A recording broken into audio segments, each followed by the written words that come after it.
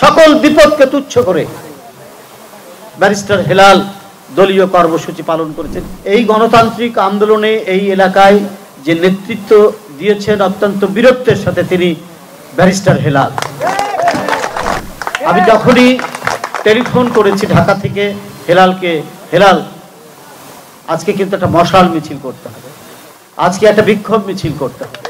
বলে চাচা আমার যতটুকু সাধ্য আমি করব। এরপরে দেখি ওরই মিছিল।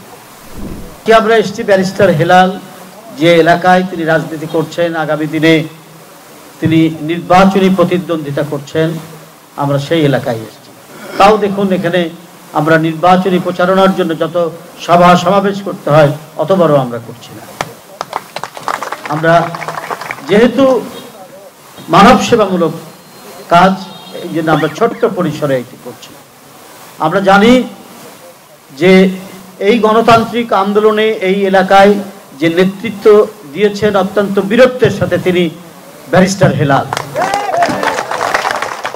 অনেক মামলা, অনেক মোকদ্দমা তিনি নিজে বরণ করে গণতন্ত্র ফেরানোর জন্য অবিরাম গতিতে কাজ করে গেছে। আমি যখনই টেলিফোন করেছি ঢাকা থেকে হেলালকে, হেলাল আজকে কিন্তু একটা মশাল মিছিল করতে হবে, আজকে একটা বিক্ষোভ মিছিল করতে হবে, আজকে দলের একটা গুরুত্বপূর্ণ কর্মসূচি আছে, কালো পতাকা মিছিল করতে হবে।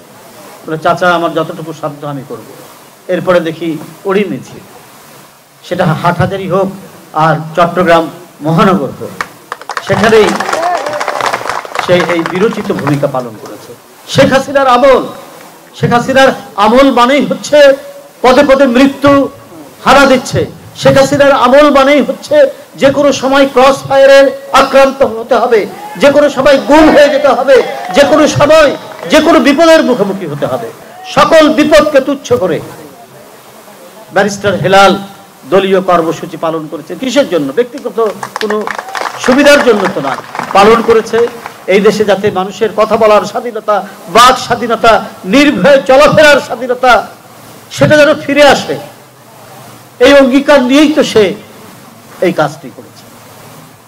তা আমরা শুভেচ্ছা জানাই।